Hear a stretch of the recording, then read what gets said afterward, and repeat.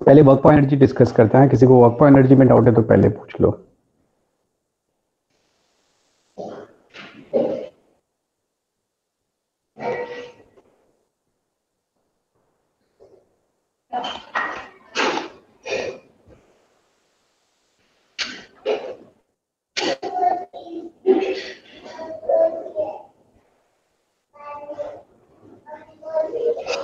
Work power energy के exercise 1 में किसी को भी डाउट है तो पूछ सकते हैं।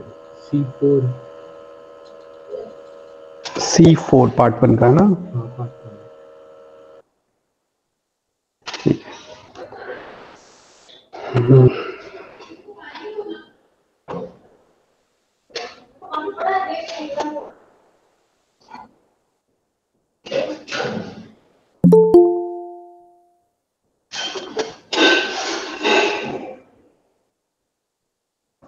बुलेट है, मैंने वेलोसिटी से फायर किया। इसमें इनिशियल वेलोसिटी गिवन है 100 है, इनिशियल वेलोसिटी 800 है, फाइनल वेलोसिटी 100 है, डिस्प्लेसमेंट 100 सेंटीमीटर है जो कि 1 मीटर हो जाएगा। इस v square equal to u square plus 2as लगाओ, यहां से आ जाएगा। फिर F net is equal to M A लगाओ, यहां से एफ नेट आ जाएगा। ये पूछा था।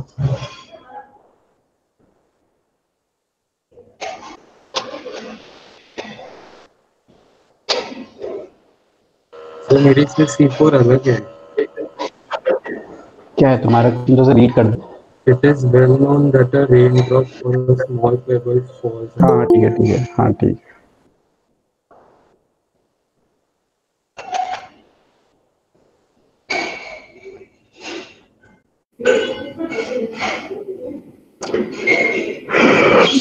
C4 एक रेन ड्रॉप है जिसको हमने यहां से ड्रॉप किया। यहाँ पे इसका वेलोसिटी 0 है और ये यहां पहुंचा तो इसका वेलोसिटी हो गया 50। ये डिस्टेंस है 1 किलोमीटर, मतलब 1000 मीटर। रेन ड्रॉप्स में और इसका मास है 1 ग्राम, मतलब 10⁻³ kg। तो work done by unknown resistive force पूछा है, तो यहाँ पे हम लोग वर्क एनर्जी थ्योरम लगा देंगे। यहाँ पे एक तो mg वर्क डन कर रहा है, एक रेजिस्टिव फोर्स वर्क डन कर रहा है। ये kf माइनस ki के इक्वल होगा। mg का वर्क डन होगा mgh, रेजिस्टिव फोर्स का वर्क में निकालना है। kf है हाफ mv स्क्वायर और ki 0 है, तो रेजिस्टिव फोर्स का वर्क डन हो जाएगा half mv square minus mgh। सारा डेटा गिवन है, उसको डाल दो, आंसर आ जाएगा।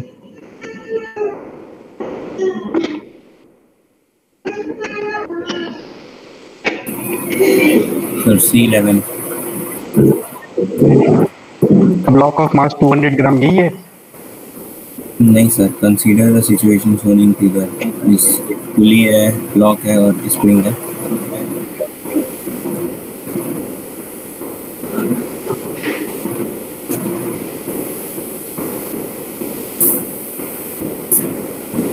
ये स्प्रिंग है,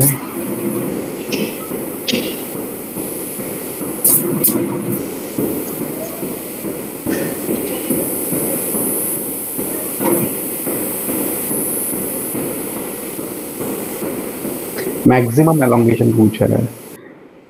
तो वेलोसिटी 0 है, जब मैक्सिमम एलोंगेशन होगा उस समय भी वेलोसिटी 0 होगा और मैक्सिमम एलोंगेशन को हम लोग x मैक्स मान लेते हैं।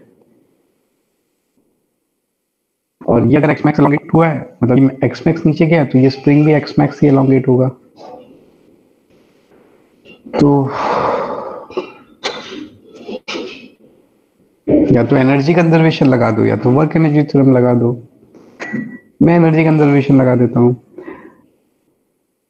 यहाँ पे देखो काइनेटिक एनर्जी इनिशियली भी 0 है, फाइनली भी 0 है, तो काइनेटिक एनर्जी में तो कोई चेंज आया नहीं।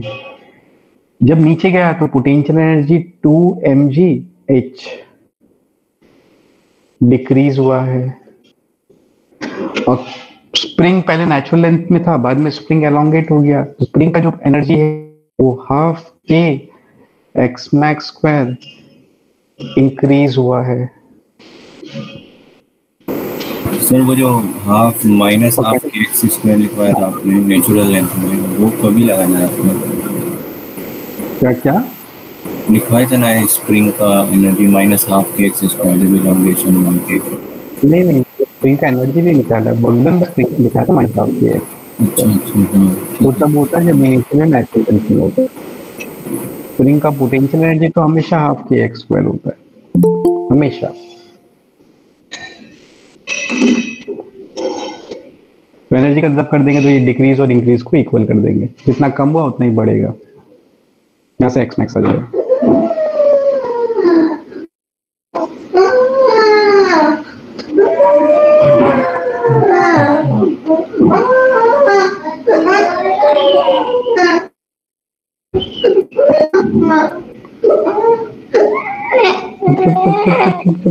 क्या चलेगा मेरा?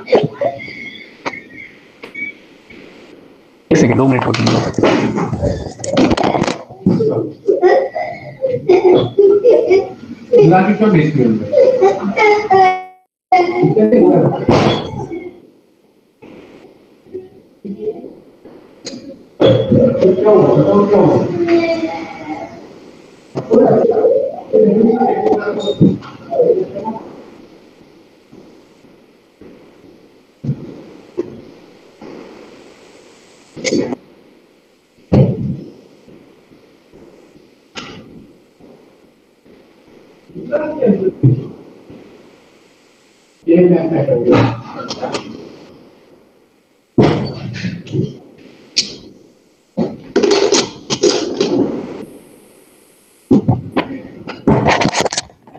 हाँ, और किसी को कोई डाउट है?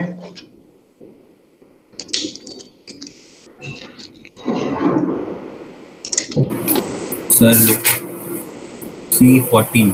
हाँ बोलो। ये कुकिंग का सब रीड कर दो ना। A block of mass 200 gram is moving with a speed 4 meter per second at the highest point. Medium. ठीक है सर।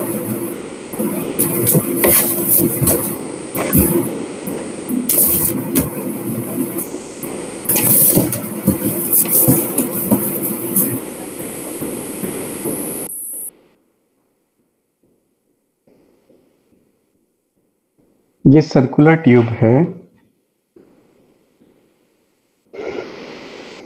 यहाँ पे एक ब्लॉक है जिसका मास 0.2 kg है। ये मूव कर रहा है हाईएस्ट पॉइंट में, इसका वेलोसिटी 4 मीटर पर सेकंड है। फिर ये ऐसे ऑसिलेट कर रहा है और फिर ये स्लो डाउन होकर यहाँ पे रुक जाता है।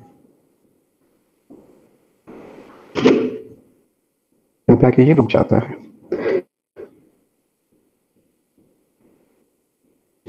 तो ट्यूब ने ब्लॉक पे कितना वर्क डन किया ये पूछा है, तो फिर से यहाँ पे वर्क एनर्जी थ्योरम लगाएंगे। यहाँ पे ब्लॉक पे तो mg वर्क डन कर रहा है और एक ट्यूब वर्क डन कर रहा है।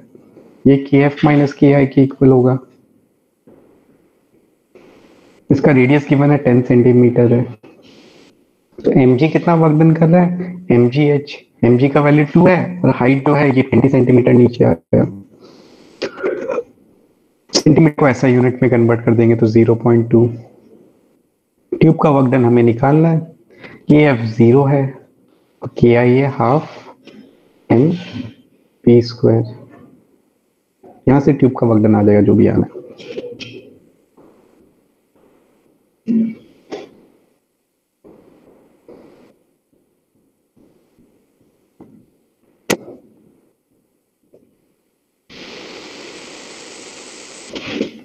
इसको सर एनर्जी कंजर्वेशन से नहीं सोच सकते क्या? नहीं कर सकते, यहाँ पे फ्रिक्शन लग रहा है, ये स्लो डाउन हो रहा है ना, तो बिना फ्रिक्शन नहीं हो पाएगा। तो यहाँ पे फ्रिक्शन लग रहा है तो फिर सिस्टम का एनर्जी कंजर्व नहीं हुआ। सिस्टम का एनर्जी सिर्फ तभी कंजर्व होता है जब वर्क डन बाय फ्रिक्शन 0 होता है। और भी कोई मेथड से कर सकते हैं क्या यहाँ पे? हाँ क्या बोल रहे हो? और भी कोई मेथड से कर सकते हैं क्या बिना वर्क एनर्जी करने का? क्या क्या? बिना वर्क एनर्जी थ्योरम लगाए कर सकते हैं इसको? नहीं, नहीं कर पाओगे।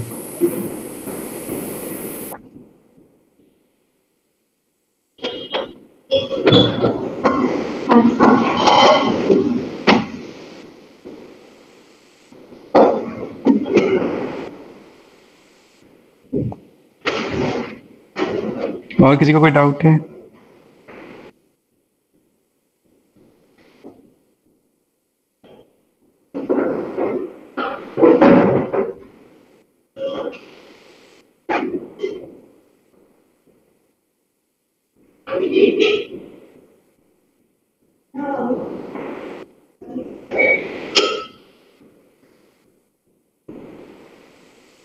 एनएलएम के एचएपी में किसी को डाउट है?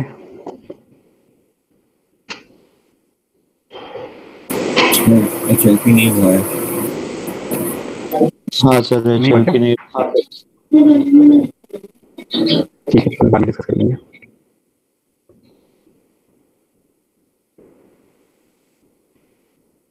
तो लास्ट क्लास में हमारा वर्क पर एनर्जी कंप्लीट हो गया था। अब हम लोग नेक्स्ट स्टार्ट करेंगे सर्कुलर मोशन।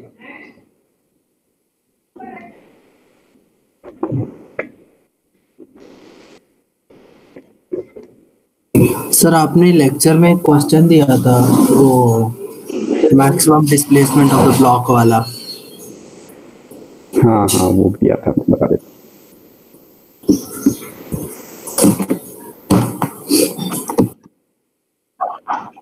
ये वाला ना? हाँ सर। हाँ। अब ना मान लो ये स्ट्रिंग है। अगर ये स्ट्रिंग होता ना तो ये ब्लॉक अगर x नीचे जाता तो ये स्प्रिंग कितना एलोंगेट होता? kx x एलोंगेट होता। अच्छा हाँ x elongate होता। अब मान लो ये स्ट्रिंग है, ये रस्सी है, ये ब्लॉक x नीचे जाता तो ये स्प्रिंग कितना एलोंगेट होता? ये x/2 x/2 हाँ, ये x/2 एलोंगेट होता। बट अभी ये दोनों एलोंगेट हो रहा है, ये भी एलोंगेट हो रहा है, ये भी एलोंगेट हो रहा है। तो ये ब्लॉक जब x नीचे जाएगा तो इसका एलोंगेशन x और इसका एलोंगेशन x/2 होगा।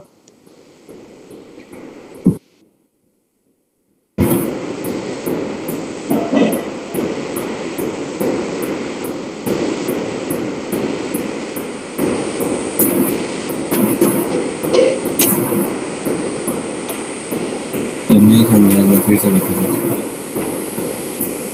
ऐसा होगा?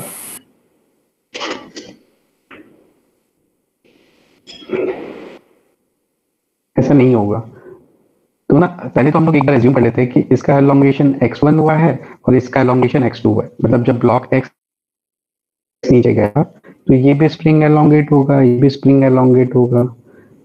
इस स्प्रिंग का एलोंगेशन को मैं x1 एज्यूम कर रहा हूँ, इस स्प्रिंग का एलोंगेशन को x2 एज्यूम कर रहा हूँ। ठीक है, अब यहाँ पे पुली को सिस्टम मानेंगे तो पुली में ये स्प्रिंग कितना फोर्स लगाएगा? kx1। अब क्योंकि स्ट्रिंग के बीच में स्प्रिंग लगा हुआ है तो इस स्ट्रिंग का हर जगह टेंशन कितना होगा? kx2 स्प्रिंग फोर्स आ जाएगा। तो इस स्ट्रिंग में हर जगह का टेंशन kx2 होगा। तो यहाँ पे पुली ये जो स्ट्रिंग है ये पुली पे फोर्स लगाएगा kx2। यहाँ से भी स्ट्रिंग पुली पे फोर्स लगाएगा kx2। और पुली पे नेट फोर्स कितना होना चाहिए? 0। मतलब kx1 को किसके इक्वल होना चाहिए?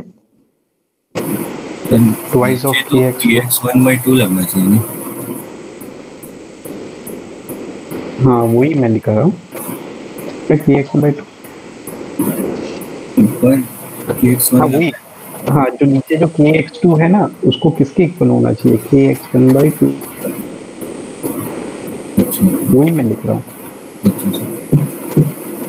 तो यहाँ से x2 कितना आ जाएगा? x1/2। या फिर x1 कितना आ जाएगा? Twice of x2।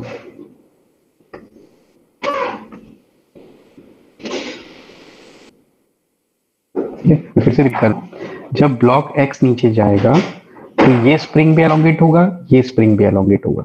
इसका एलोंगेशन x1 मान लिया, इसका एलोंगेशन x2 मान लिया। अब क्योंकि इस स्ट्रिंग के बीच में स्प्रिंग लगा हुआ है तो सब जगह जो टेंशन होगा वो स्प्रिंग फोर्स के इक्वल होगा। अब मैं पुली को सिस्टम मान लूंगा, पुली में ऊपर वाला स्प्रिंग फोर्स लगा रहा है x1 और नीचे दो जगह टेंशन लगा है kx2 kx2। अब क्योंकि पुली मासलेस है उस पे नेट फोर्स 0 होना चाहिए, तो नेट फोर्स 0 होने के लिए kx1 को इस दोनों के सम के इक्वल होना पड़ेगा।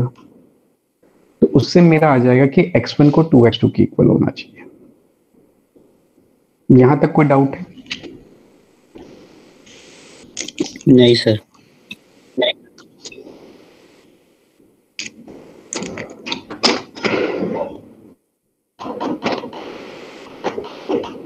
सर ये तो तभी लिखा ना kx2 is equal to kx1 by 2, तभी लिखा ना जब भी मतलब इक्विलिब्रियम अचीव होगा।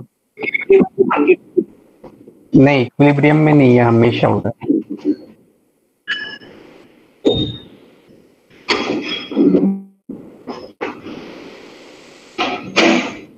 F net is equal to M A होता है ना।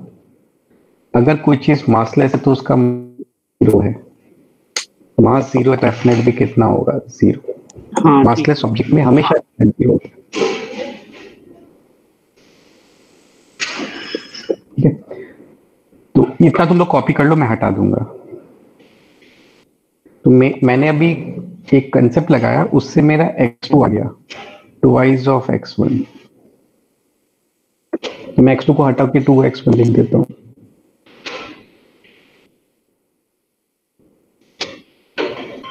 ठीक है, अब नेक्स्ट हम लोग एक कंसेप्ट लगाएंगे, प्रिंसिपल ऑफ सुपरपोजिशन।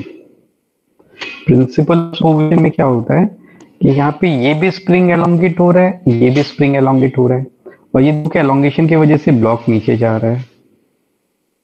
तो ब्लॉक जो नीचे जा रहा है उसमें दोनों का इफेक्ट आ रहा है, बट हम लोग एट ए टाइम एक का इफेक्ट देखेंगे। एट ए टाइम एक का इफेक्ट देखेंगे, तो ऐसे करके दोनों का इफेक्ट निकाल देंगे, दोनों को ऐड कर देंगे। तो ना पहले मैं किसका इफेक्ट देखूं? पहले मैं इसका इफेक्ट देखता हूँ, इस स्प्रिंग का। जब स्प्रिंग का इफेक्ट तो भूल जाओ ये स्प्रिंग एलोंगेट हो रहा है, ये स्प्रिंग एलोंगेट हो रहा है, ऐसा भूल जाओ। सर x1 2x2 आया था ना? नहीं, kx2, हाँ सही बोला तुमने, kx2 is equal to kx1 by 2। हाँ 2x2 आएगा, सॉरी।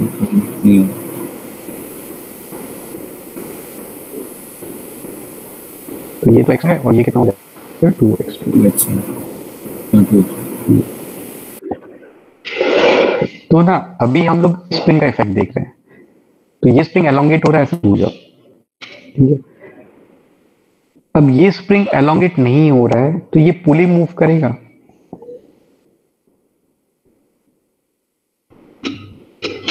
नहीं मूव करेगा, पुली मूव नहीं करेगा ना सर, अगर एलोंगेट नहीं हो रहा।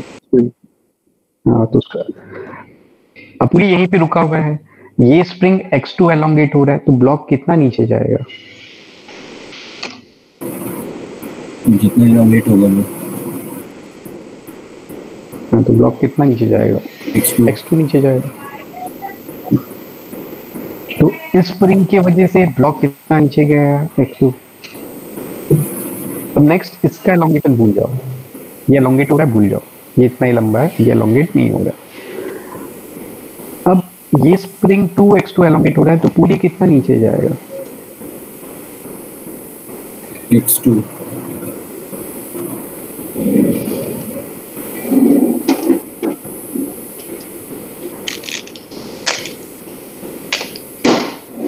सर 2x2 सर, हम बेसिकली स्ट्रिंग कंस्ट्रेंट ही लगा रहे हैं ना पूरे में। क्या बोल रहे हो? हम स्ट्रिंग कंस्ट्रेंट ही लगा रहे हैं ना। नहीं, स्प्रिंग का स्ट्रिंग में लगा, ये स्प्रिंग है, यहाँ पे स्प्रिंग कंस्ट्रेंट नहीं लगेगा। जब ये स्प्रिंग x2 एलोंगेट हो रहा है ना, तो पुली कितना नीचे जा रहा है? अब पुली यहाँ पे पहुंच गया, अब जब पुली यहाँ पे पहुंच गया मतलब पुली कितना नीचे आ गया 2x2, यहाँ से रस्सी कितना फ्री हुआ, यहाँ से रस्सी कितना फ्री हुआ, और रस्सी को वापस साइड करने के लिए ब्लॉक कितना जाएगा 2x2 क्या नीचे गया ना रस्सी।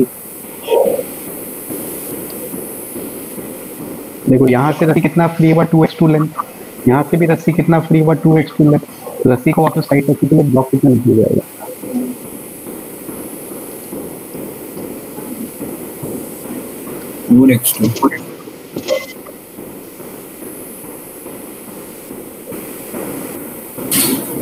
पूरा जाएगा ना, यहाँ से भी 2x2, यहाँ से भी 2x2, तो टोटल कितना रस्सी का लेंथ फ्री हुआ 4x2, तो ब्लॉक कितना नीचे जाएगा पूरा।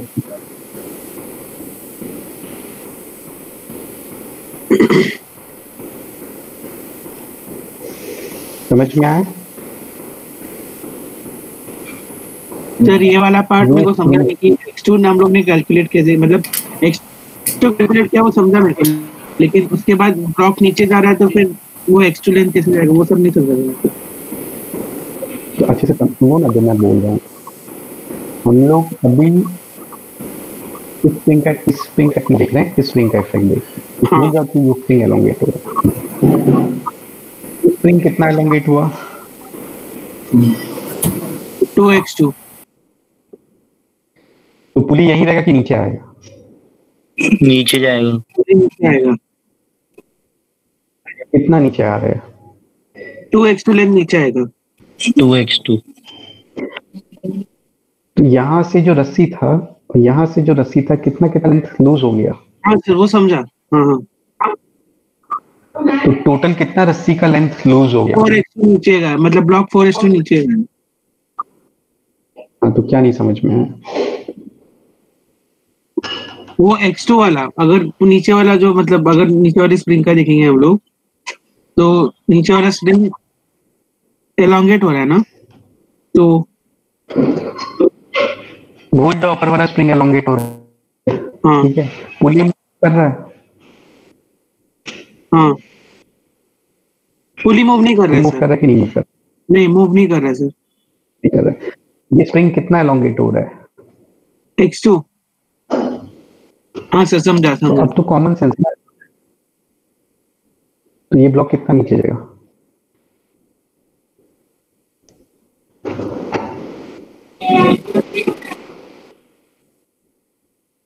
ठीक है, तो इस स्प्रिंग की वजह से ब्लॉक कितना नीचे जा रहा है? ये स्प्रिंग के एलोंगेट होने की वजह से ब्लॉक कितना नीचे जा रहा है? x2। और ये स्प्रिंग के एलोंगेट होने की वजह से ब्लॉक कितना नीचे जा रहा है? 4x2। बट एक्चुअल में कौन सा स्प्रिंग एलोंगेट हो रहा है? ये हो रहा है, वो हो रहा है कि दोनों हो रहा है? दोनों हो रहे हैं ना सर। दोनों साइमल्टेनियसली होगा तो ब्लॉक कितना नीचे जाएगा?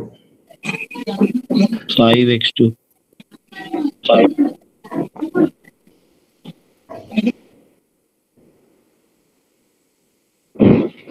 ठीक, तो इतना हमारा आ गया कि जब ये वाला स्प्रिंग x2 एलोंगेट होगा तो ये वाला स्प्रिंग 2x2 एलोंगेट होगा और ब्लॉक में जाएगा 5x2। यहां तक कोई डाउट है किसी को?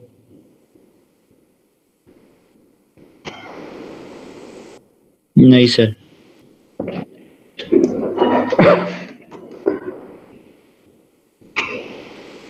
अब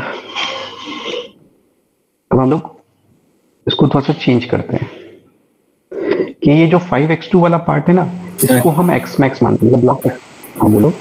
अगर इसमें वहाँ पे work done by spring force निकालना होगा तो वो कैसे निकालेंगे? यार रुको, अभी मेरे को ये तो करने दो ना, मेरे को समझाने दो, फिर इधर उधर जाएंगे ना, पहले मेरी बीट होने दो।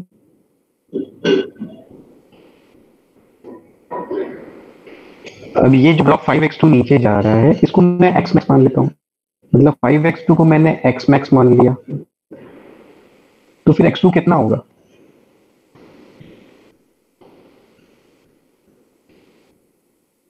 x max by 5x2 को,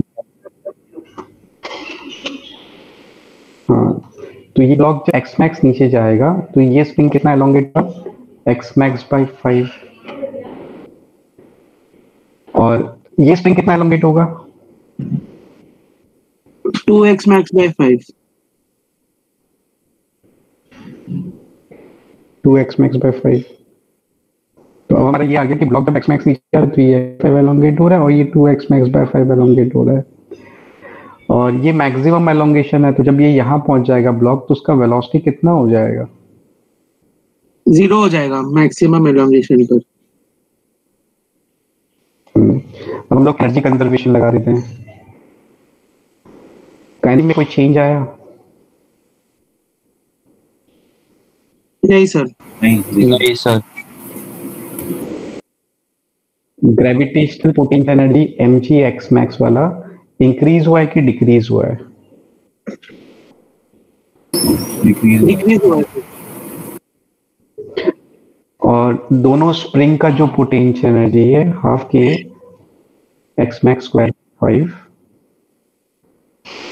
हाफ के x max by 5 का होल स्क्वायर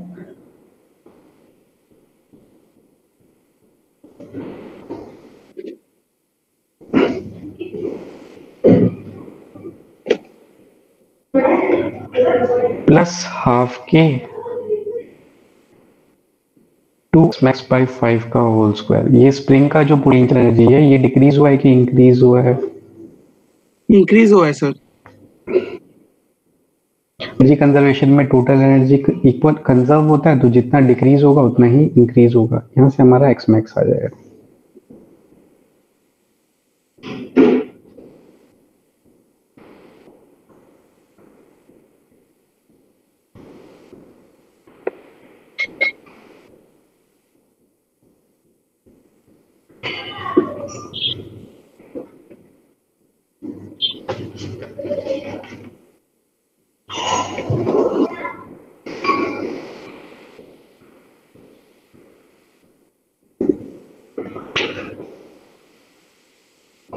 अब किसी को कोई डाउट पूछ लो।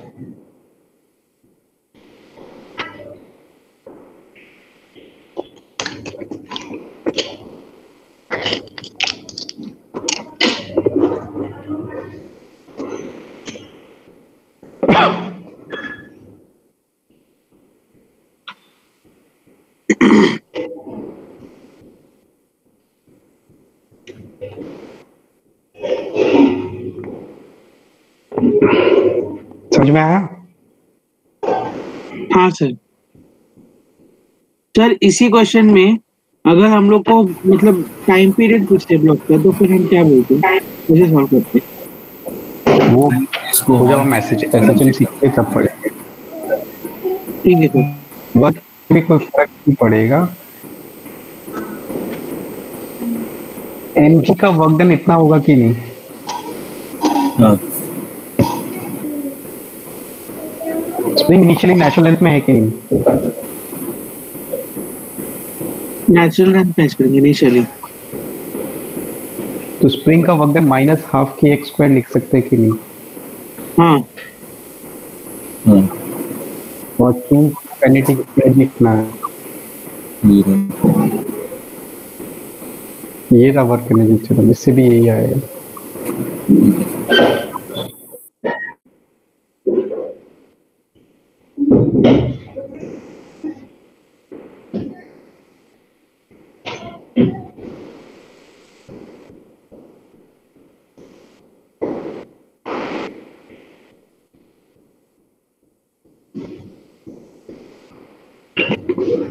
तुम लोग ना थोड़ा कंसेप्ट में ध्यान दिया करो, कंसेप्ट सीखने का कोशिश किया करो, ठीक है? अगर कंसेप्ट अच्छे से क्लियर होगी ना तो सब इजी लगेगा। कंसेप्ट नहीं क्लियर हुआ तो तुम लोग एक टॉपिक का 1000 क्वेश्चंस कर लो तो भी कुछ क्लियर नहीं होगा। फिर भी तुम्हारा क्वेश्चन आएगा तो तुम लोग को दिक्कत होगा। एनर्जी कंजर्वेशन का, वर्क एनर्जी थ्योरम का, सबका कंसेप्ट अच्छे से क्लियर कर लो।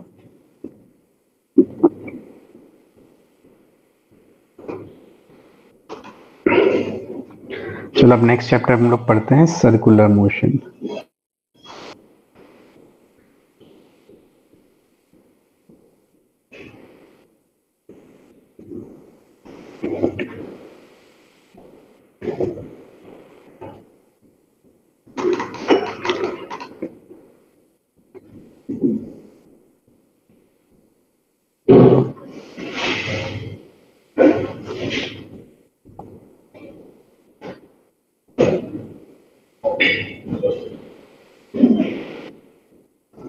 सर्कुलर मोशन में सबसे पहला पॉइंट है एंगुलर पोजीशन। तो एंगुलर पोजीशन मेजर करने के लिए ना,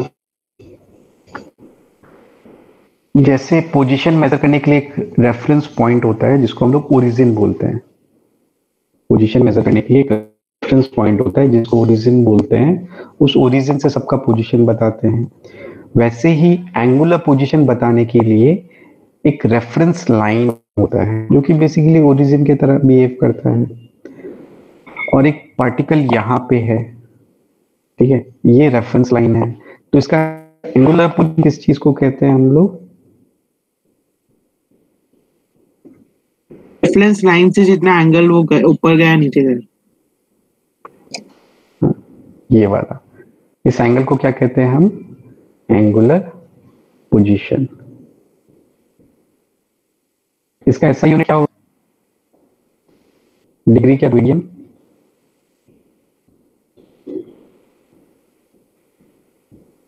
रेडियन। तो ध्यान रखना, एंगुलर पोजीशन को अगर ऐसा यूनिट में लेना है तो रेडियन में लेना, डिग्री में लेने से गलत हो जाएगा।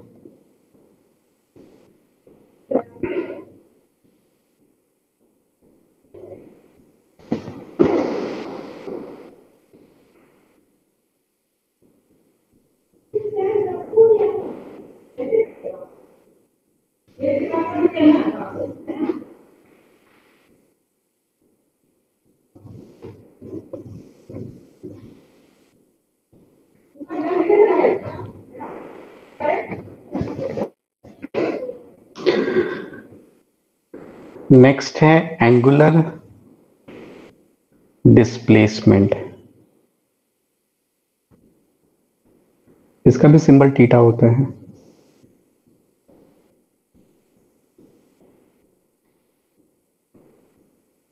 अब ये वो डिस्प्लेसमेंट की तरह है, ठीक है। एक ऑब्जेक्ट पहले यहाँ पे था पॉइंट ए पे, बाद में ये सर्कुलर मोशन करके यहाँ पे पहुंच गया पॉइंट बी पे। तो यहाँ पे ए से बी तक इसका एंगुलर डिस्प्लेसमेंट कौन सा एंगल को लेंगे? फर्स्ट एंगल को, सेकंड एंगल को, थर्ड एंगल को?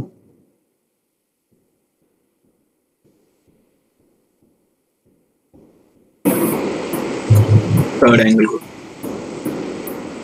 ऑब्जेक्ट ओ से ए से बी तक का, ए से बी, ए से बी, ए से भी जा रहा है तो फिर थर्ड एंगल फर्स्ट एंगल रहेगा।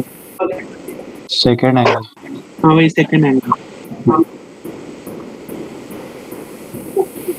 ए से बी तक जा रहा है, वो तो एंगल कवर किया ना। अच्छा बोला। इस एंगल को हम लोग क्या कहते हैं? Angular displacement between A and B. इसका भी ऐसा यूनिट क्या होता है? रेडियन।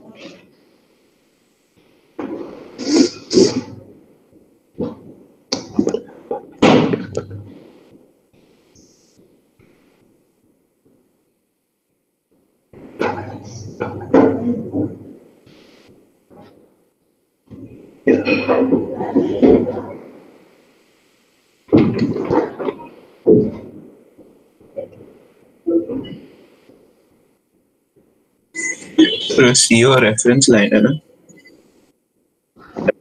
हाँ, सीओ रेफरेंस लाइन है जहां से हम एंगुलर पोजीशन मेजर कर रहे हैं।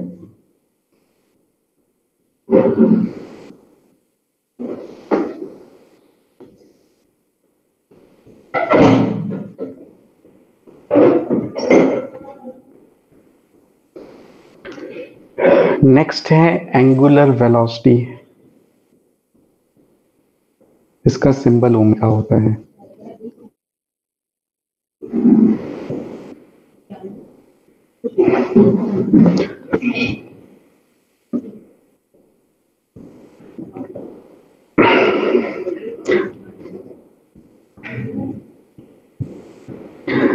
जैसे कि एक पार्टिकल है, सर्कुलर मोशन कर रहा है, वो एक जनरल इंस्टेंट पे यहाँ पे है और ये उसका एंगुलर पोजीशन है।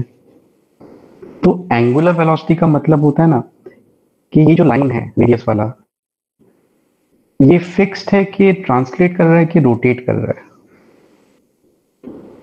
ये जो रेडियस वाला लाइन है ये फिक्स्ड है कि रोटेट कर रोटेट कर रहा है। तो एंगुलर वेलोसिटी का मतलब होता है कि ये लाइन किस रेट से रोटेट हो रहा है या फिर लाइन का एंगल किस रेट से चेंज हो रहा है।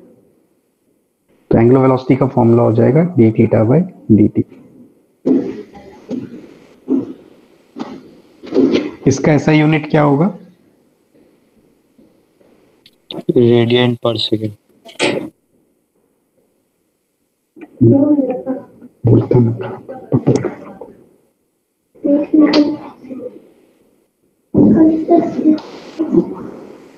तीन ऊंचा चीज से रखो, तीन कंडीशन।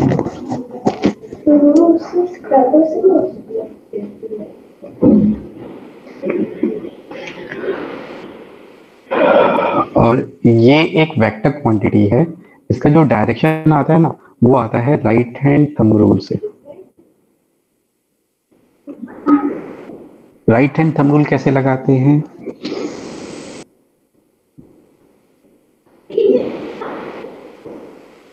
जैसे कि एक ऑब्जेक्ट ऐसे रोटेट कर रहा है, अब ऐसे रोटेट कर रहा है तो तुम लोग अपना राइट हैंड लो और अपने राइट हैंड के फिंगर को ऐसे कर्ल कर लो। थंब किस तरह पॉइंट?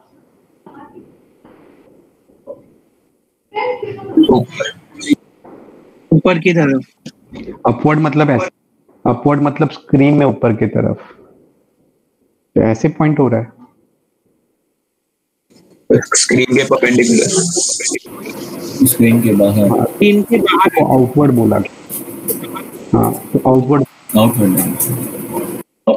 हाँ तो एंगुलर, तो वही एंगुलर वेलोसिटी का डायरेक्शन है। तो यहाँ पे एंगुलर वेलोसिटी किस डायरेक्शन में है? आउटवर्ड। और ये जो है ना, एक चीज और होता है वो होता है सेंस। किस सेंस में रोटेट कर रहा है? क्लॉकवाइज घूम रहा है कि एंटी क्लॉकवाइज घूम रहा है?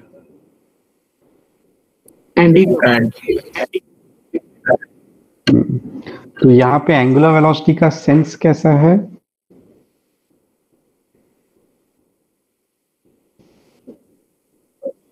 और डायरेक्शन क्या है?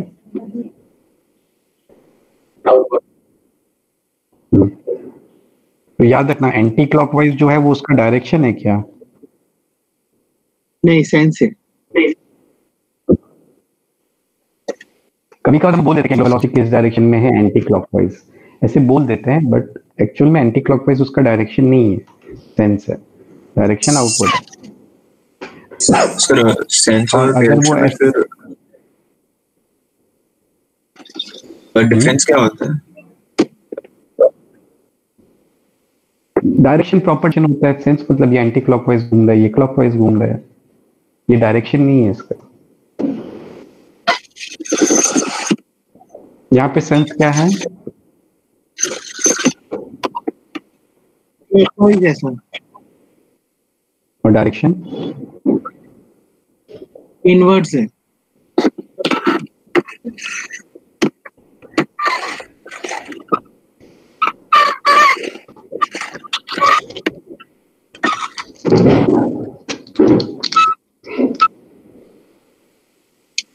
तो ध्यान रखना अच्छे से एंगुलर वेलोसिटी का डायरेक्शन कैसा होता है। और ये क्लॉकवाइज एंटी क्लॉकवाइज सेंस है, डायरेक्शन नहीं है।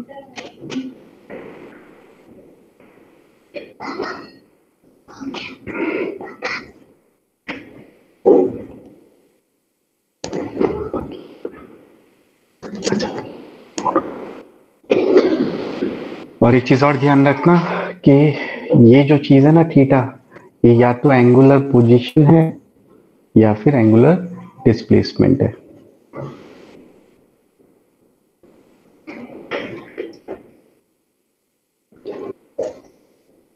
और ये तो वेलोसिटी है, ये तो वेलोसिटी हो गया। एवरेज एंगुलर वेलोसिटी का फॉर्मूला क्या होगा फिर?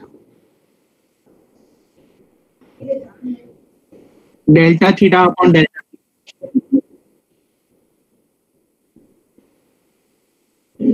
ये होता है dx by dt और एवरेज वाले कितना होता है जैसे linear delta x by delta t, वैसे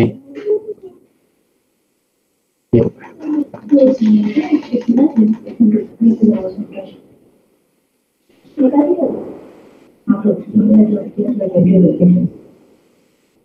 हो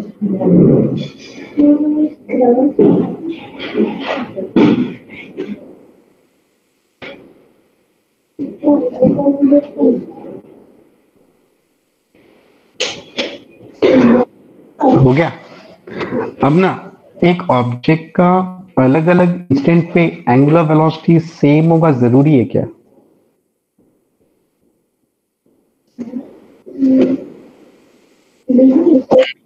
नहीं, ऑब्जेक्ट के अलग अलग इंस्टेंट पे एंगुलर वेलोसिटी सेम हो सकता है कि नहीं? अगर ऑब्जेक्ट मूव कर रहे हो हैं सकता है। तो है ना, डायरेक्शन तो चेंज हो ही रही है हर इंस्टेंट पे। एंगुलर, हाँ अब सिखाया। एंगुलर वेलोसिटी का डायरेक्शन टेंजेंशियल होता है क्या? यहाँ पे एंगुलर वेलोसिटी किस डायरेक्शन पे? नहीं टेंजेंशियल सर, वो तो सेंस होता है।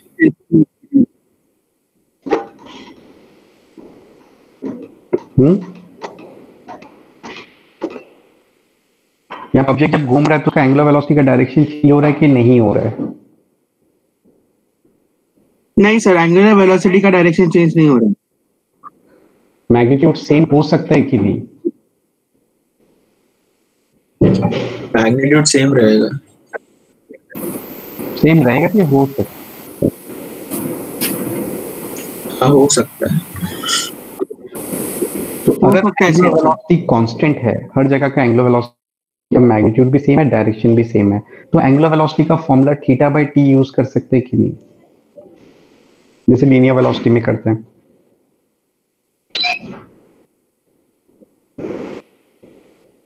हाँ सर, कर सकते।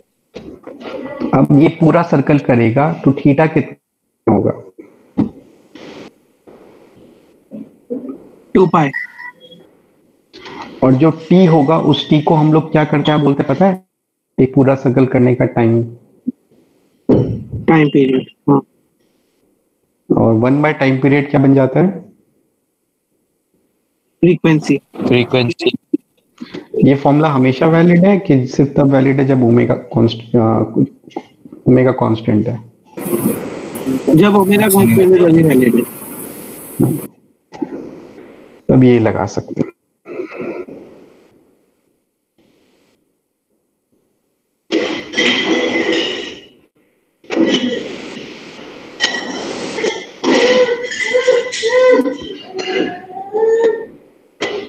यहाँ पे किसी को कोई डाउट है?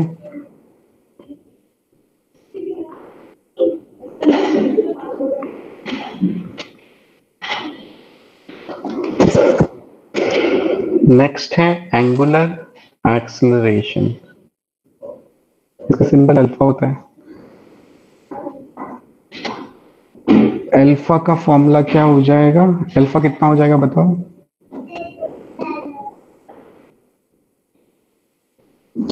और एक चीज हो जाएगा v dv by dx। Acceleration dv by dx होता है, वैसे एक और चीज हो जाएगा। और एक चीज हो जाएगा d2x by dt स्क्वायर।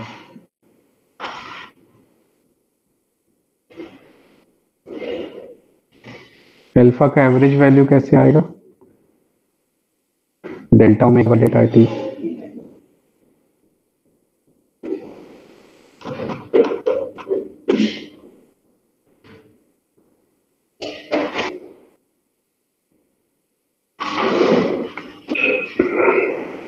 तो जो हमने ट्रांसमिशन मोशन, बोलो सर, वो जो omega into D omega by d theta वाला मतलब कैसे होगा? जैसे पहले आया था, ये पढ़ा है कि acceleration is equal to v dv by dx। इसको डिराइव किया था कि नहीं? हाँ सर। तो वो सेम मेथड। अच्छा हाँ सर, ठीक अल्फा है डी ओमेगा बाई dt, इसको डी थीटा से मल्टीप्लाई करेंगे, डी थीटा से डिवाइड करेंगे, इस डी थीटा को यहाँ ले जाएंगे, dt को यहाँ ले जाएंगे, तो ये हो जाएगा d omega by d theta into d theta by D t. और d theta by D T क्या बनेगा?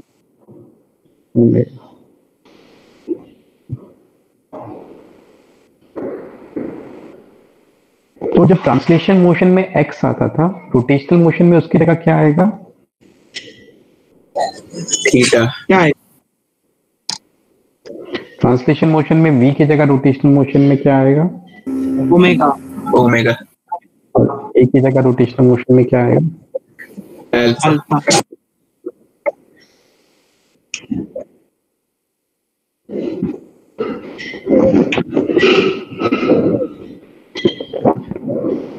तो अल्फा का भी डायरेक्शन राइट हैंड तलूल से आएगा।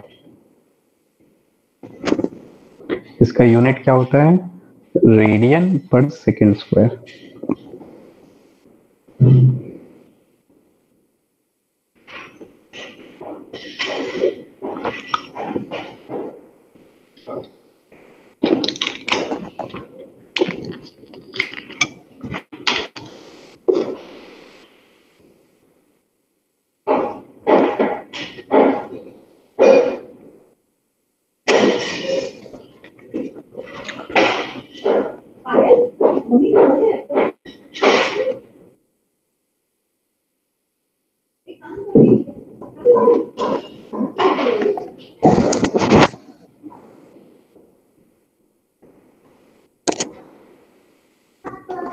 ये कॉपी हो गया?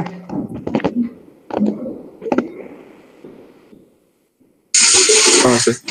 हाँ सर हो गया। नेक्स्ट है motion with constant angular acceleration. मतलब अल्फा क्या है? कांस्टेंट है। तो हमने पढ़ा था ना motion with constant acceleration, same वही है। एक्सेलरेशन जब कांस्टेंट होता है हम लोग क्या फॉर्मूला यूज कर सकते हैं? v is equal to U plus A T, s is equal to U T plus half A T square,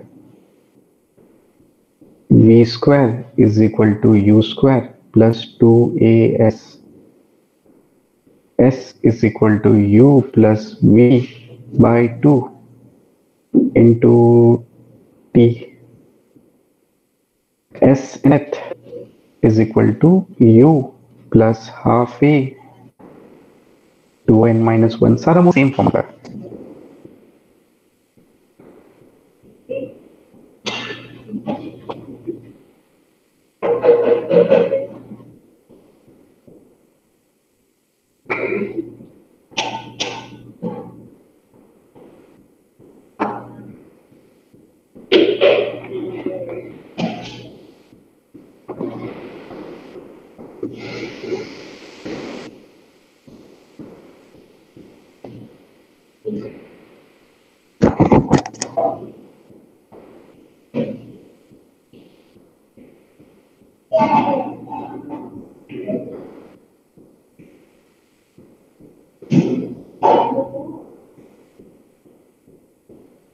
हो गया सर।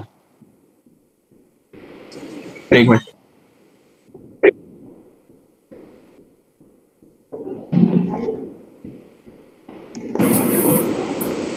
सर ये फोर्थ वाला कौन सा था?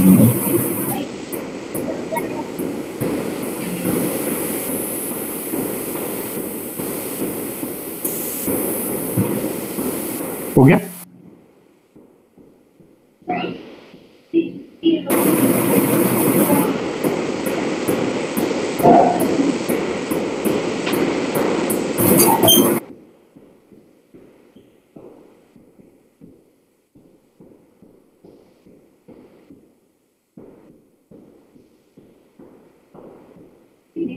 अब ना एक ऑब्जेक्ट सर्कुलर मोशन कर रहा है, वो अभी फिलहाल यहाँ पे है, dt टाइम के बाद वो यहाँ पे पहुंच गया, dt टाइम के बाद वो यहाँ पे पहुंच गया। ये जो डिस्टेंस कवर किया ये dt टाइम है, तो बहुत छोटा टाइम है। तो ये जो है ना इसको ऑलमोस्ट स्ट्रेट लाइन मान सकते कि नहीं?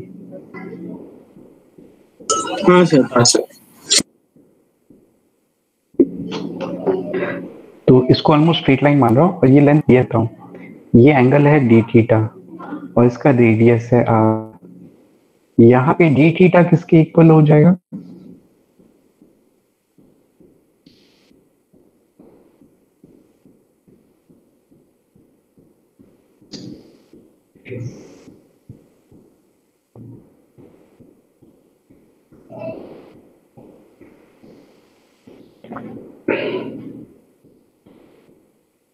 यहाँ पे डी थीटा किसके इक्वल है?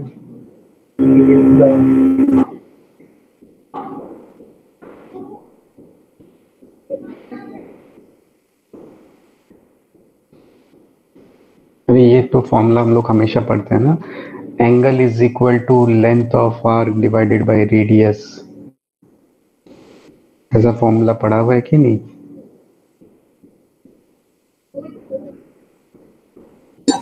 हाँ sir, L equal to R theta. तो यहाँ पे ds किसके इक्वल हो जाएगा? R D theta. अब जो है उसका डायरेक्शन कैसा है बताओ?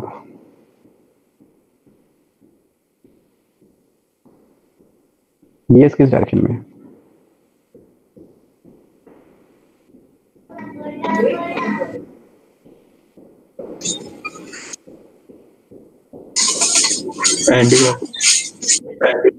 टेंजेंशियल। ds टेंजेंशियल है। डी थीटा का डायरेक्शन क्या है? डी थीटा का direction anti clock. D theta का डायरेक्शन आउटवर्ड हमने सीखा। आउटवर्ड है, हाँ सॉरी। और r को भी हम लोग वेक्टर मानते हैं। r का जो डायरेक्शन है ना वो अवे फ्रॉम सेंटर है, ऐसे है, ठीक है। तो ना अब तुम लोग डी थीटा क्रॉस आर का डायरेक्शन बताओ, आर डी थीटा का भी डायरेक्शन बताओ। इनमें से कौन सा वाला ds के डायरेक्शन में आ रहा है? ds के अलोंग कौन आ रहा है? डी थीटा क्रॉस आर आ रहा है कि आर क्रॉस डी थीटा आ रहा है? डी थीटा क्रॉस आर आता होगा तुम लोग।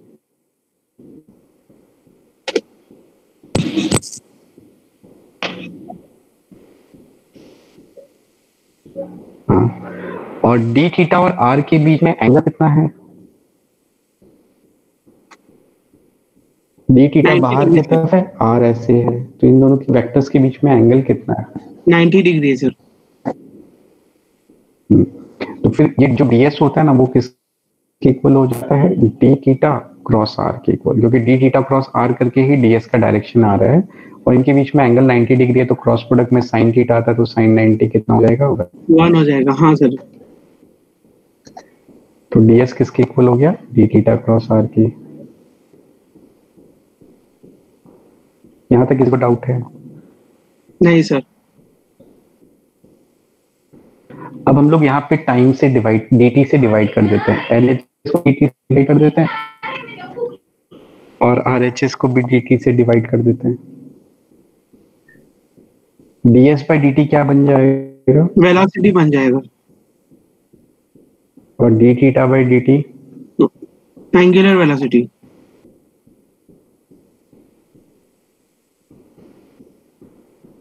और ये क्रॉस प्रोडक्ट को अगर मैं ओपन करूंगा तो ओमेगा क्रॉस आर में आएगा omega into R into sine theta. Sine theta value कितना हो जाएगा? 1 हो जाएगा ना। तो भी किसके इक्वल आ जाएगा?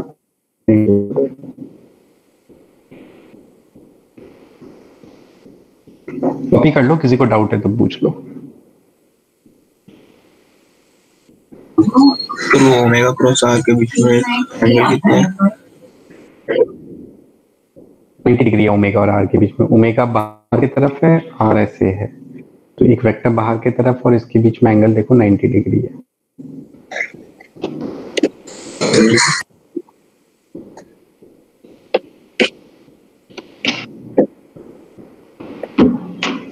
Sir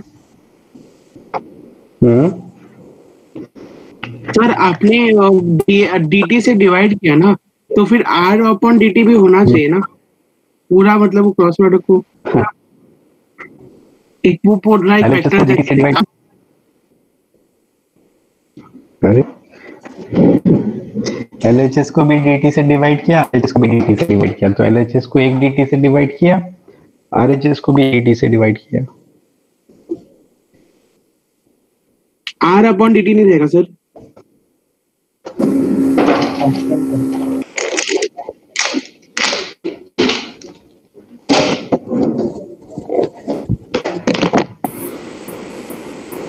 R by D T भी हो सकता है, लेकिन उसको कुछ लिख नहीं पाएगा D theta by D T में बहुत कुछ नहीं सकता।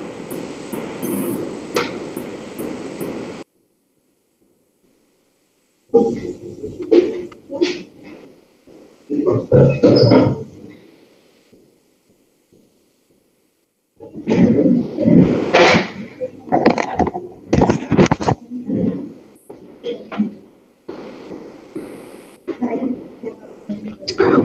अब ये चीज याद रखना कि v और ओमेगा रिलेटेड होते हैं।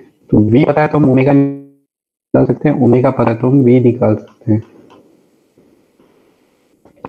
तो v किसके इक्वल होता है? v कितना होता है अगर ओमेगा ओमेगा के टर्म में कितना होता है?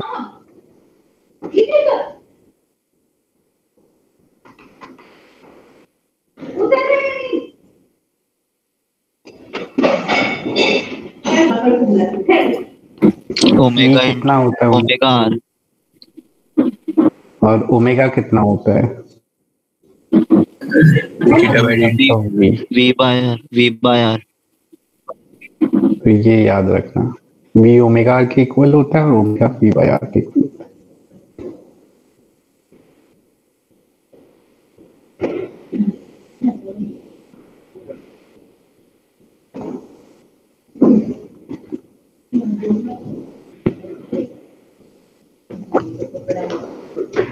नेक्स्ट है relative angular velocity, omega relative. V A B का फॉर्मूला क्या होता है? V A minus V B relative velocity. वैसे ही ओमेगा ए बी का formula omega A minus omega B नहीं होता है। ये तो करेक्ट है बट ये गलत है, ठीक है, ऐसे नहीं होता है।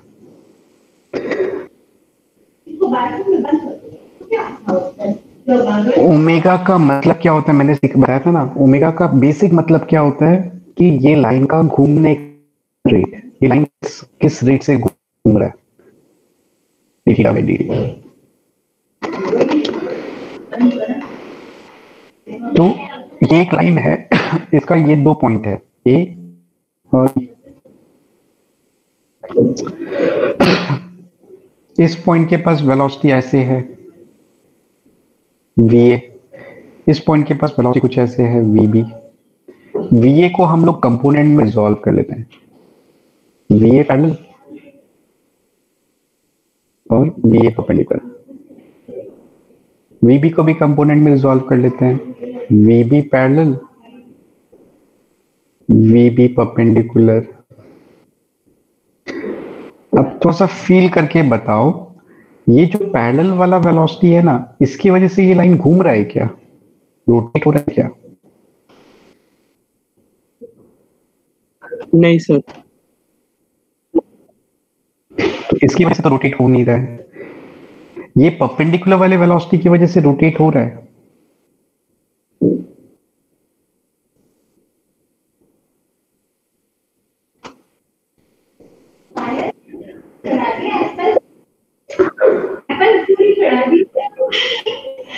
अब किस रेट से रोटेट हो रहा है ये निकालने के लिए हम लोग क्या करेंगे,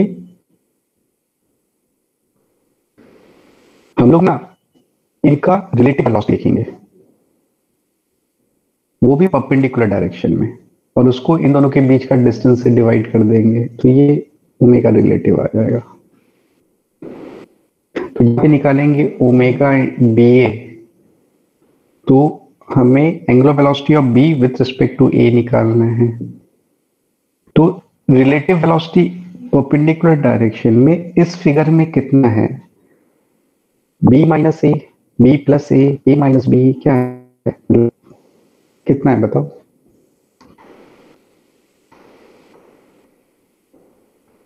परपेंडिकुलर डायरेक्शन में रिलेटिव वेलोसिटी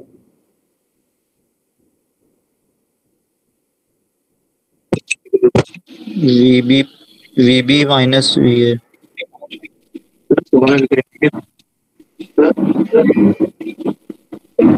लोगों को मेरे पास क्या है रिलेटिव वेलोसिटी निकालने के लिए, रिलेटिव वेलोसिटी निकालना तो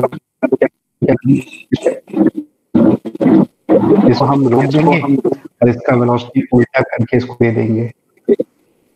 अच्छा हाँ हाँ सर राइट है, हाँ हाँ राइट है सर, राइट है कंसेप्ट। और इनके बीच का डिस्टेंस मान लो r है, डिवाइडेड बाय क्या हो जाएगा? हाँ,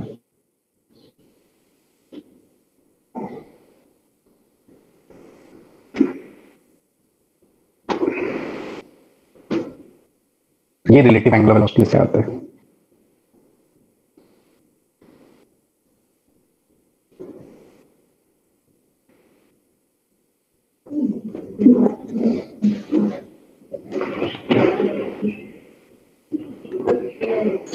सर वो डायग्राम वाला पार्ट एक बार फिर से बता।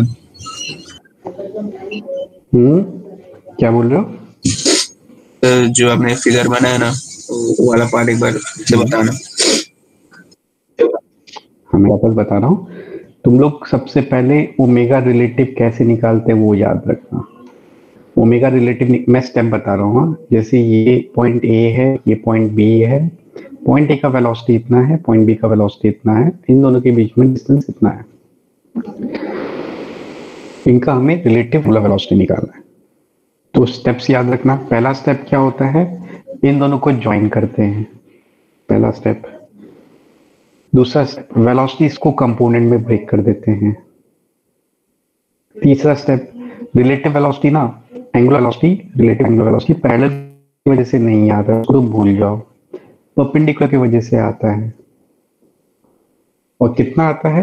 ये जो परपेंडिकुलर वेलोसिटी है इसका रिलेटिव कर दो, रो की उल्टा के दे दो, डिवाइड बाय आर कर दो, आंसर आ जाएगा।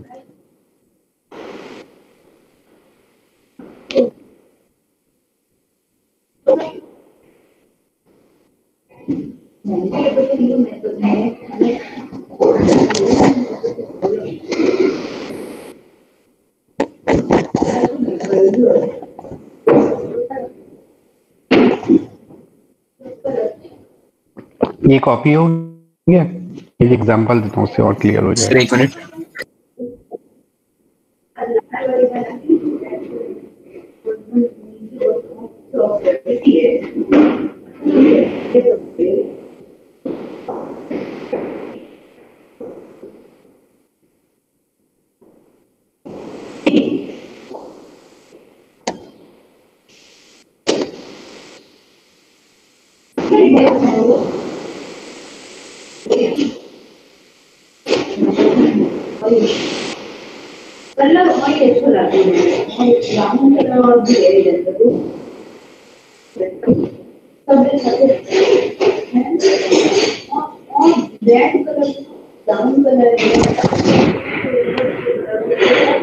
हो गया कॉपी? हाँ सर।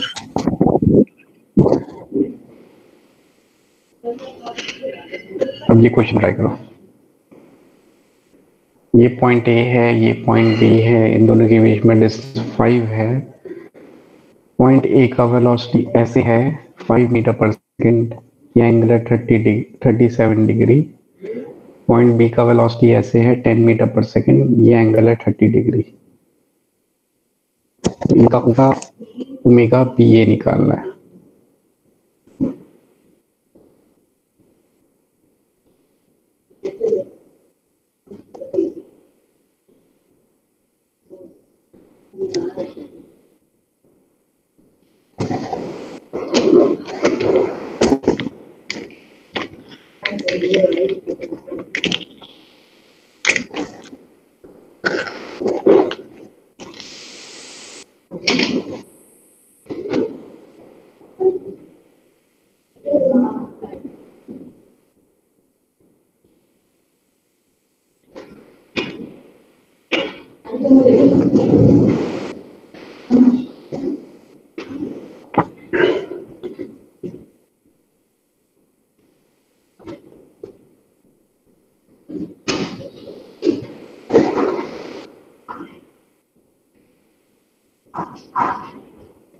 Eight by 5।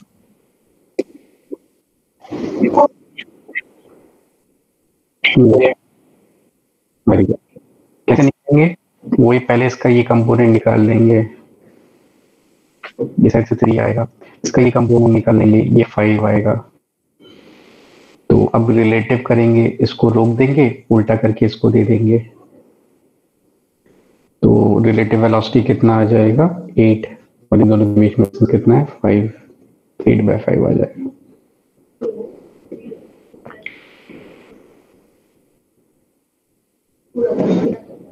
ये क्लॉकवाइज आएगा कि एंटी क्लॉकवाइज आएगा? क्लॉकवाइज।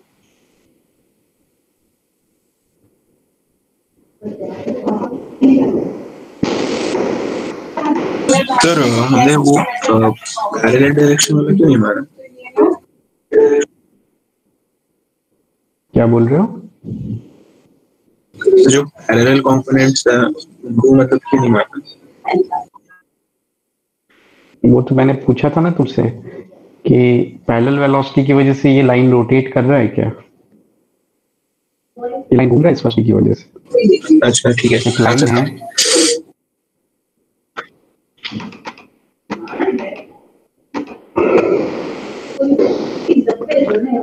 ओमेगा ए बी कितना आएगा?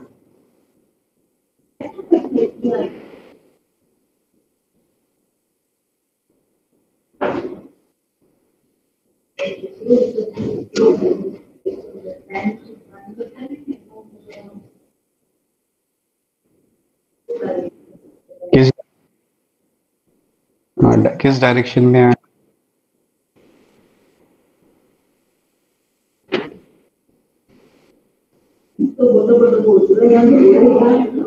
ओमेगा ए बी किस डायरेक्शन में आएगा sir? Anti clockwise. Anti clock करके देखते हैं। अब किसको रोकेंगे, ए को कि बी को? बी को रोकेंगे, उल्टा करके दे देंगे। उल्टा करके ए को दे देंगे। अब बी रुका हुआ है कि मूव कर रहा है? बी रुका हुआ है। बी रुका हुआ है। ए कैसे घूम रहा है, क्लॉकवाइज कि एंटी क्लॉकवाइज? क्लॉकवाइज घूम रहा है। तो ओमेगा ए बी का डायरेक्शन क्या है? क्लॉकवाइज है। तो ओमेगा बी ए हो गया, दोनों का ही आएगा।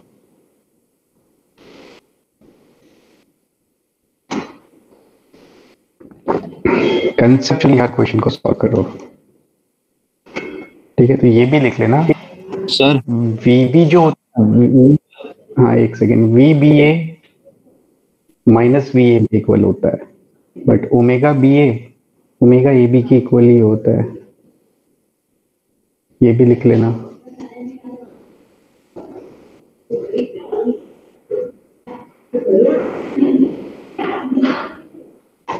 हाँ बोलो, क्या डाउट है?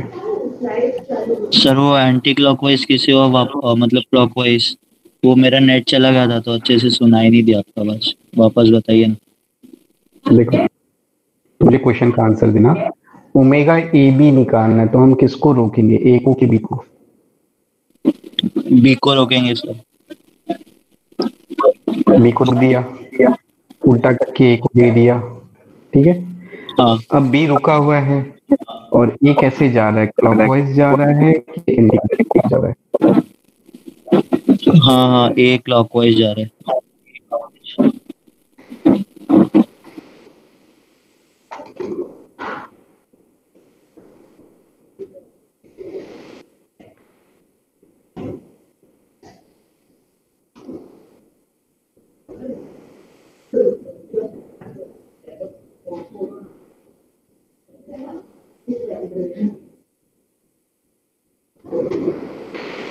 अब नेक्स्ट क्वेश्चन, ये एक सर्कल है, इसका रेडियस आर ए है, ये एक सर्कल है, इसका रेडियस आर बी है। एक पार्टिकल इस सर्कल में घूम रहा है ए, एक पार्टिकल इस सर्कल में घूम रहा है बी। जो ए सर्कल में घूम रहा है ना, एंटी क्लॉकवाइज घूम रहा है ओमेगा ए के एंगुलर वेलोसिटी से, और जो बी सर्कल में घूम रहा है वो भी एंटी क्लॉकवाइज घूम रहा है ओमेगा बी के एंगुलर वेलोसिटी से। तो ओमेगा बी ए निकालना है, कितना होगा?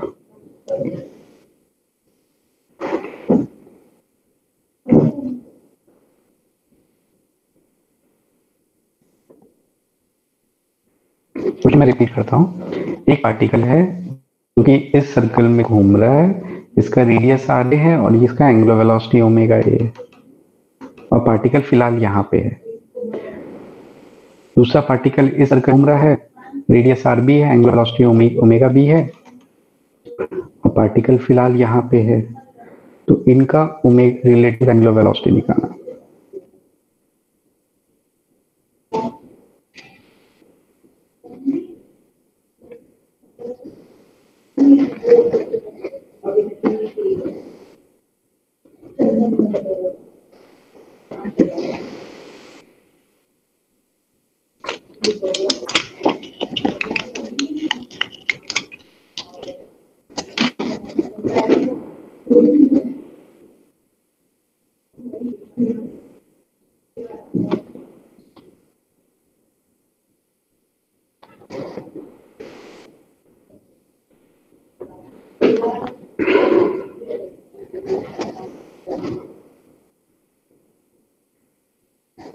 Sir omega B are B minus omega A are A upon R B minus are A. Very good. Omega B are B minus omega A are A upon R B minus are A. Very good, correct answer है।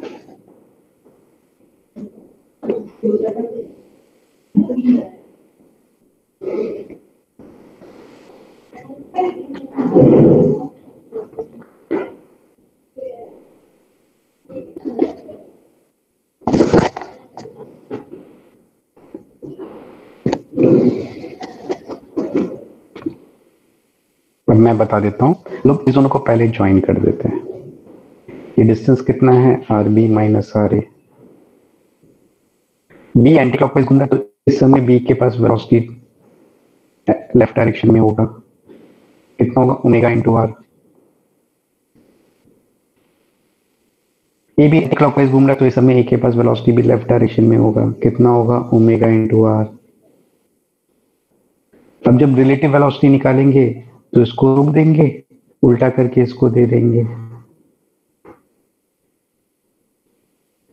तो अब relative angular velocity कितना आ गया, वही omega B are B minus omega A are A divided by इन दोनों के बीच में डिस्टेंस कितना है, are B minus are A. कि क्लॉकवाइज आ रहा है कि एंटी क्लॉकवाइज आ रहा है?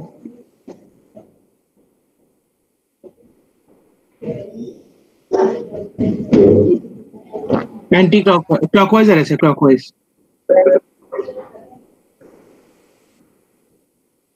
एंटी क्लॉकवाइज आ रहा है।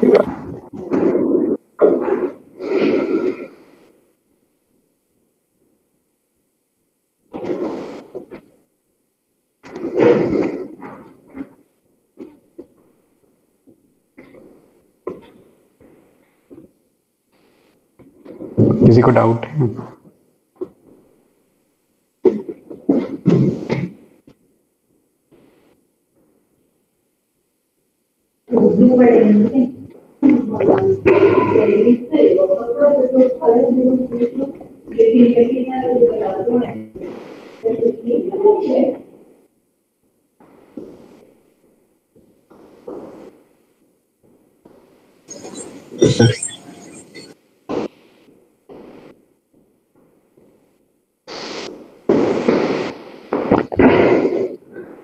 Next question.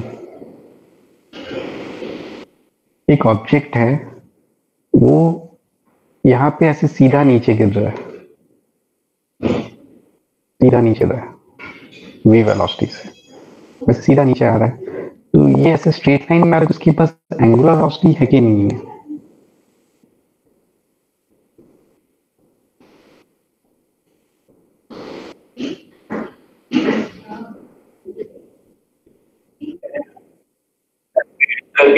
सीधा नीचे गिर रहा है, मतलब एक बॉल है, वो सीधा नीचे गिर रहा है।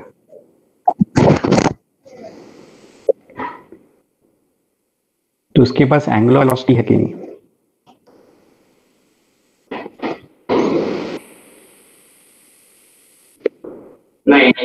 नहीं।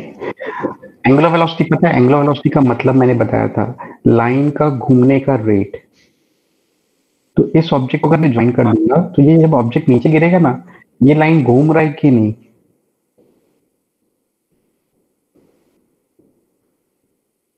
रोटेट हो रहा है कि नहीं?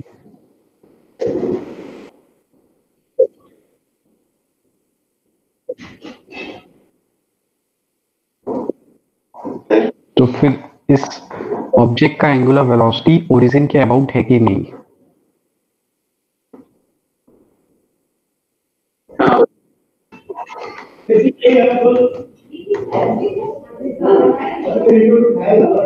तो ये चीज तुम लोग ध्यान रखना, ये कोई ऑब्जेक्ट ना स्ट्रेट लाइन में भी जाता है ना, तो भी उसके पास स्ट्रेट जा रहा है तो भी एंगुलर वेलोसिटी होता है कि नहीं?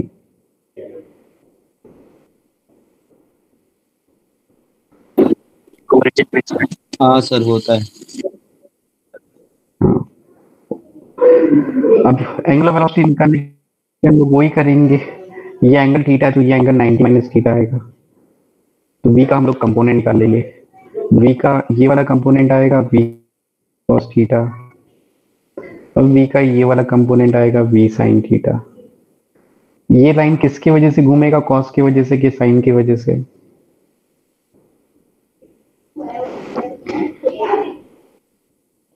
p sin थीटा की वजह से। ये लाइन कौन से cos थीटा की वजह से रोटेट नहीं हो रहा है, तो ये एंगुलर वेलोसिटी कितना आ जाएगा? p sin theta upon r।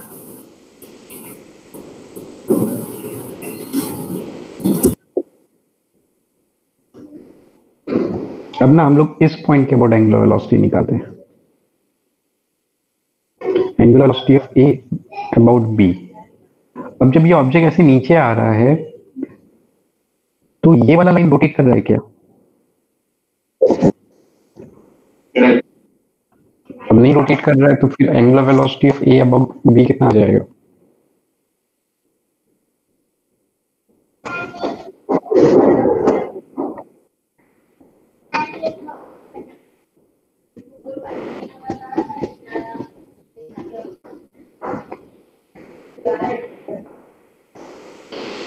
Angular velocity का बेसिक मतलब समझ के याद रखना कि लाइन का रोटेट होने का रेट होता है एंगुलर वेलोसिटी का मतलब।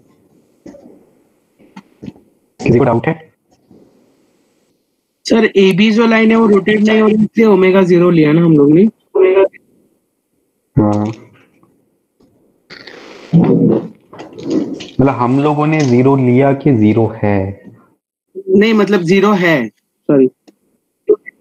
हमने अपने मन से 0 नहीं लिया।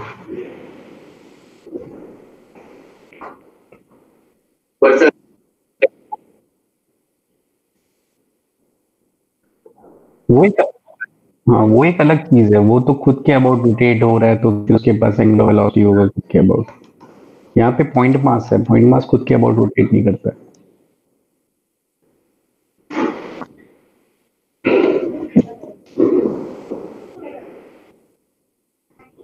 किसी को डाउट है कुछ?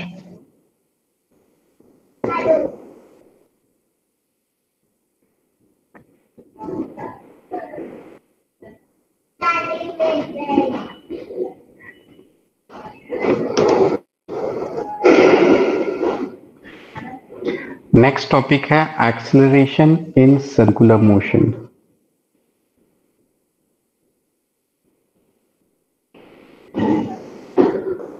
सर्कुलर मोशन में ना एक्सेलरेशन 2 टाइप्स के होते हैं।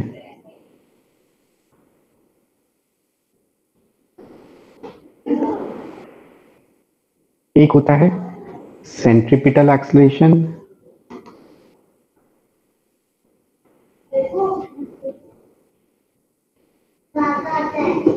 दूसरा होता है टेंजेंशियल एक्सेलरेशन।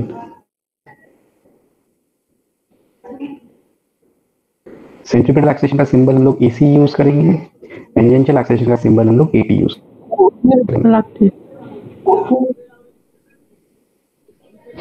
क्या हुआ?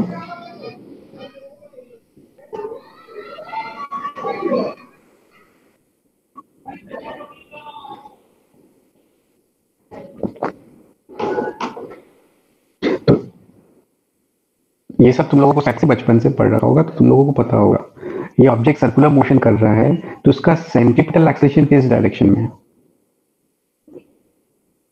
इस पॉइंट पे।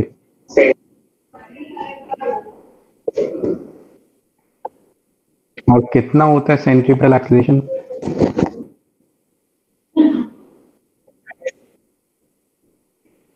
Centripetal acceleration mv² by r होता है कि v² by r होता है? v² by r होता है।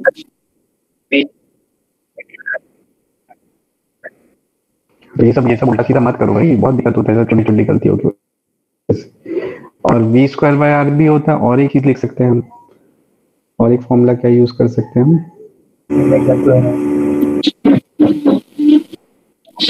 Omega square are.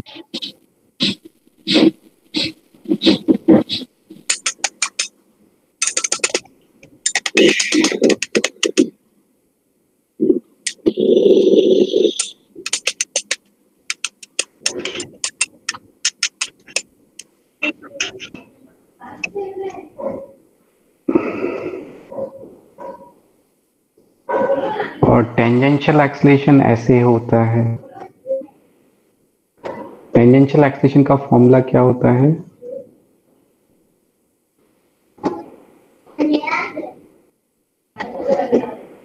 Alpha into are.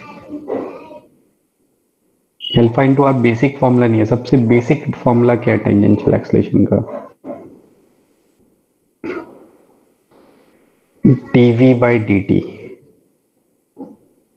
यहाँ पे v क्या होता है? वेलोसिटी के स्पीड। होता है। ये वेलोसिटी नहीं होता है, ये स्पीड होता है। और dv बाई dt होता है, v स्पीड है। सर्कुलर मोशन में टेंजेंशियल वेलोसिटी का मैग्नीट्यूड कितना होता है? v को क्या लिख सकते हैं in terms of omega? v को इन टर्म्स ऑफ ओमेगा क्या लिख सकते हैं? Omega into R. Omega R. R constant है कि वेरिएबल है? कांस्टेंट है। बाहर आ जाएगा, अंदर बचेगा D omega by D T. D omega by D T क्या बन जाएगा? R theta. D omega by D T theta होता है, अल्फा होता है। सॉरी ये कितना आ जाएगा? Alpha into R. Sir v तो वेलोसिटी होगा ना, स्पीड कैसे होगा? हम लोग v स्पीड होता है, टेंजेंशियल एक्सेलरेशन जो होता है वो स्पीड होता है, उसमें स्पीड का डिफरेंशिएशन आता है।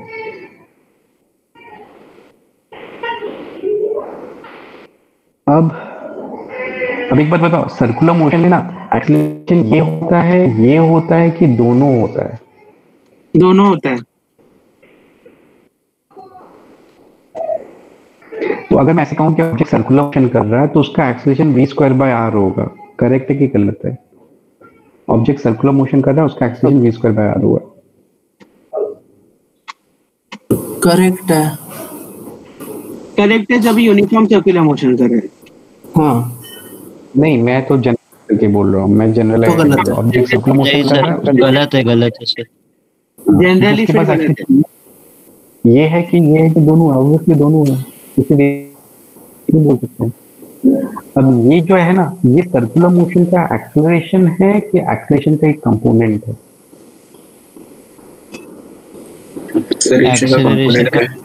एक्सीलरेशन का कंपोनेंट। सिमिलरली ये भी एक्सेलरेशन है कि एक्सेलरेशन का कंपोनेंट? एक्सेलरेशन का कंपोनेंट। हाँ, तो नेक्स्ट टाइम मत बोलना कि एक्सेलरेशन इतना है, ये भी मत बोलना कि एक्सेलरेशन इतना है। ये दोनों क्या है? एक्सेलरेशन का कंपोनेंट है। ये दोनों को मैं एक साथ बोलूंगा कि एक्सेलरेशन इतना भी है और इतना भी है, तो सही है? हाँ सर। हाँ सर। ध्यान रखना, ये तुम लोग बहुत गड़बड़ करोगे आगे चल के। बोलोगे कि एक्सेलरेशन इतना है, ये गलत है। बोलोगे कि एक्सेलरेशन इतना है, ये भी गलत है। हाँ, ऐसे बोल सकते हो कि एक्सेलरेशन इतना भी है, उतना भी है, तो सही है। मतलब बेसिकली एक्सेलरेशन, या फिर ऐसे बोल सकते हैं कि इनका रिजल्टेंट निकाल लेते हैं, वो इसका एक्सेलरेशन है, ये इसका एक्सेलरेशन है, बोलना सही है? रिजल्टेंट। हाँ सर। और ये बेसिकली रिजल्टेंट है, तो इसको नेट भी बोल सकते हैं। ये कितना है? इस दोनों का रिजल्टेंट है, तो वो पाइथागोरस से ऐड हो जाएगा। और dv बाई dt में अगर मैं v वेलोसिटी लूंगा ना, तो क्या आता है? एक्सेलरेशन क्या आता है बताओ? ये क्या देगा dv by dt? Tangential acceleration. Velocity को डिफरेंशिएट करने से क्या आता है? हम लोगों ने आज तक क्या सीखा? एक्सेलरेशन आता है। तो एक्सेलरेशन कौन है यहाँ पे? टेंजेंशियल एक्सेलरेशन है। टेंजेंशियल एक्सेलरेशन है। नहीं, वो तो कंपोनेंट है ना। हाँ, तो एक्सेलरेशन कौन है?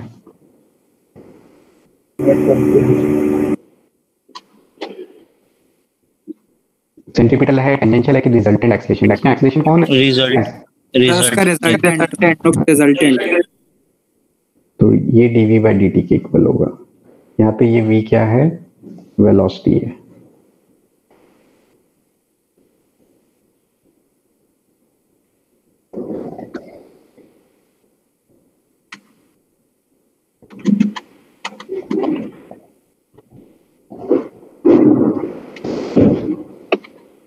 कॉपी कर लो, जितना समझाया है समझो, समझ के याद करो। इधर उधर का मत सोचो, जो मैं सिखा रहा हूँ उसको समझ के याद करो, फिर तुम लोग को आगे दिक्कत होगा।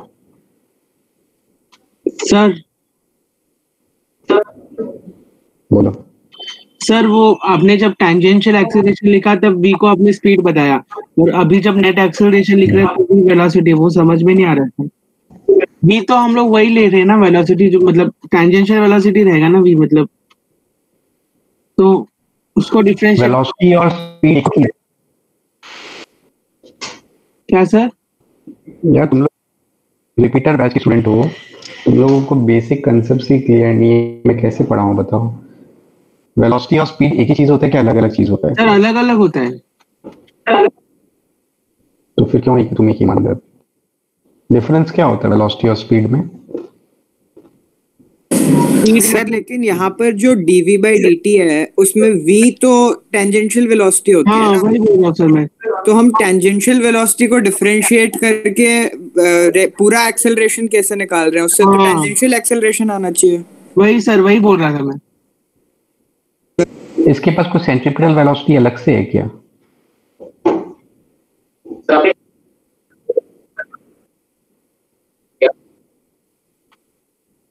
तुम लोग मेरा क्वेश्चन का आंसर दो। वेलोसिटी और स्पीड सेम चीज होता है कि अलग चीज होता है? अलग अलग होता है सर। डिफरेंस होता है दोनों में? डायरेक्शन, एक में डायरेक्शन का। स्पीड में डायरेक्शन का कोई कंपोनेंट नहीं होता। वही कंपोनेंट नहीं होता कि डायरेक्शन होता ही नहीं? डायरेक्शन होता ही नहीं सर, वेलोसिटी तो मतलब डायरेक्शन होता ही नहीं है। हाँ, तो मेरा क्वेश्चन का आंसर दो। और ऐसा हो सकता है कि स्पीड कांस्टेंट है, वेलोसिटी चेंज हो रहा है? हाँ सर। हाँ सर, हो सकता है। हाँ सर।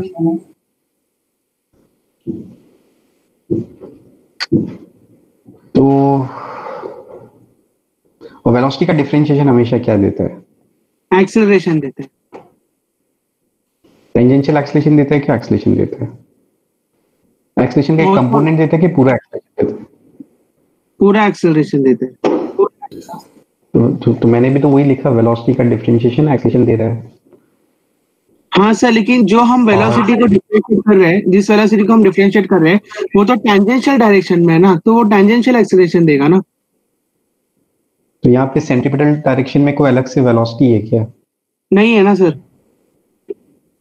नहीं है। तो इसका इस मतलब यहीं पे इस पॉइंट पे दिखा, इस डायरेक्शन में कितना वेलोसिटी है? v। इस डायरेक्शन में जीरो वेलोसिटी है परपेंडिकुलर में। और इस डायरेक्शन में कितना है? v है।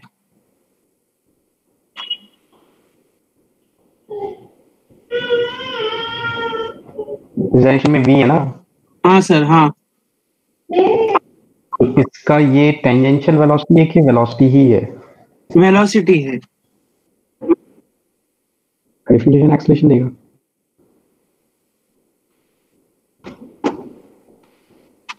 अब जब यूनिफॉर्म सर्कुलर मोशन कर रहे हैं ना, जब यूनिफॉर्म सर्कुलर मोशन कर रहे हैं तो वेलोसिटी कांस्टेंट है कि चेंज हो रहा है? चेंज हो रहा है सर वेलोसिटी। और स्पीड कांस्टेंट है कि चेंज हो रहा है? स्पीड कांस्टेंट है सर।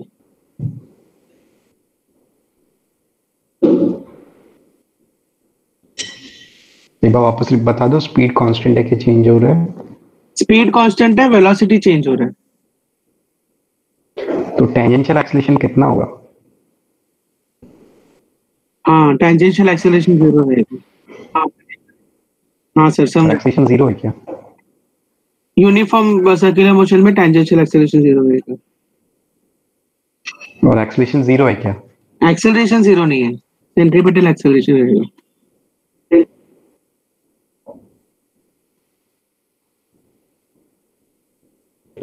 हाँ सर, समझा। और किसी को कोई डाउट है? सर वो सेंट्रीपिटल एक्सेलरेशन में आपने वो स्क्वायर बाय आर और ओमेगा स्क्वायर बाय आर ऐसे दिया। वो मैं डेरिवेशन नहीं करा रहा। देखो तुम लोग रिपीटर में, मैं डेरिवेशन कराऊंगा तो बहुत टाइम जाएगा। तुम लोग ऐसे ही बस ठीक है सर। बुक में है डेरिवेशन, ठीक है। तुम लोग कंसेप्ट क्लियर करो, कंसेप्ट सिर्फ कंसेप्ट में ध्यान दो।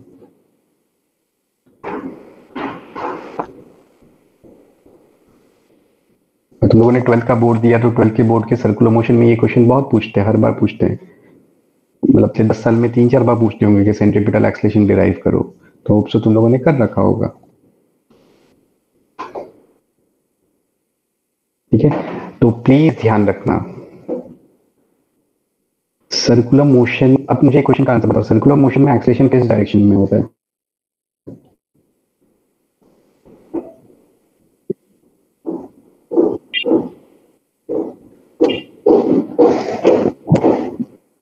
Resultant of centripetal acceleration and tangential acceleration. तो ये आंसर करें कि सर्कुलर मोशन में एक्सेलरेशन टुवर्ड्स सेंटर होता है। नहीं सर, हमेशा ये correct, circular motion acceleration along tangent होता है। नहीं सर, सर्कुलर मोशन में एक्सेलरेशन ऐसे कुछ होता है।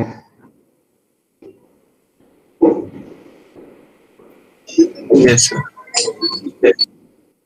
ध्यान रखना, तुम लोग क्या बोलते हो सर सर्कुलर मोशन कर रहा है तो इसका एक्सेलरेशन टुवर्ड सेंटर होगा, गलत है। सर्कुलर मोशन में एक्सेलरेशन टुवर्ड सेंटर नहीं होता है, अलोंग टेंजेंट भी नहीं होता है, ऐसे रिजल्टेंट होता है। जनरलाइज करके बोल रहा हूँ, ठीक है। ये हम लोग नेक्स्ट क्लास में और भी इसके बारे में डिस्कस करेंगे, अभी टाइम हो गया।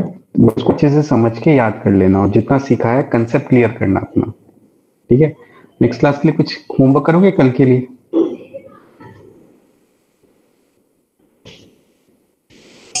सर पहले का है ना। हाँ